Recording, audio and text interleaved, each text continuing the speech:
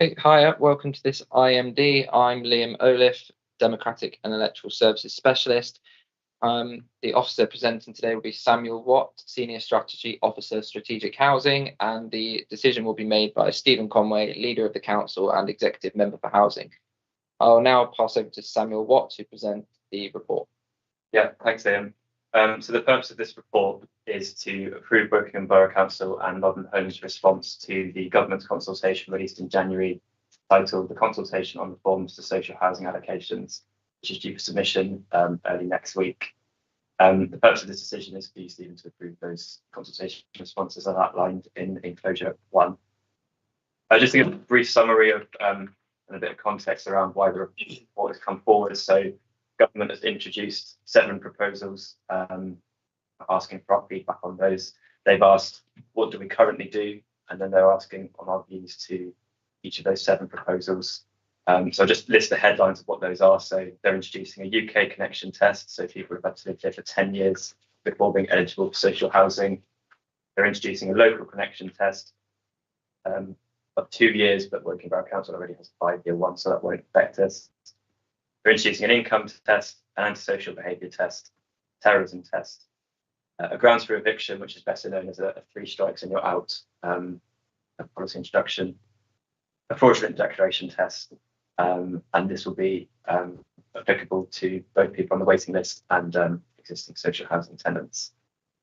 These changes will be brought through secondary legislation in summertime this year. In terms of our response, we've been able to answer quite clearly about what we already do, but we need a lot more information about each of these proposals and how they're likely to have an impact on us. The key points here are we need more clarity and information on what we're expected to do to fulfill our statutory duty to house those residents that are disqualified through those 7 measures I mentioned previously. And the second key point is around what is classed as antisocial behaviour towards those 3 strikes for the grounds for eviction policy change. There are many more details, but those are all enclosed in enclosure 1 of this IMD. So that's a quick summary. Stephen, do you have any comments or questions to make? No questions as such, Sam, but a few comments which in many ways overlap with your own introductory remarks. This response to the government's proposed forms of social housing allocations that I'm going to approve this morning. In some cases, such as the local connection test, the council already has policies that go further than the proposed measures in the consultation.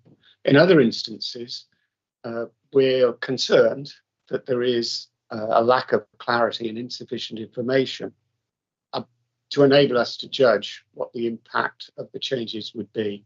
And a good example of that Sam has already referred to is the proposed 3 strikes and you're out policy, which fails to specify which forms of antisocial behaviour come into its remit.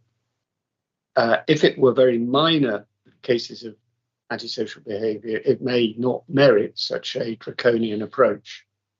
But the consultation is silent on what forms of antisocial behaviour are envisaged as liable to trigger the 3 strikes and you're out policy. And I should add that the consultation seems to take no account of the council's statutory responsibility to house the homeless, or to recognise that eviction can punish the innocent along with the guilty. Our view remains that while eviction is a legitimate and necessary response in some cases, it should be the last resort and only used when all other remedies have failed. So I'm happy to approve the consultation responses, and I think that completes the business. I need to sign, I think. No, yeah.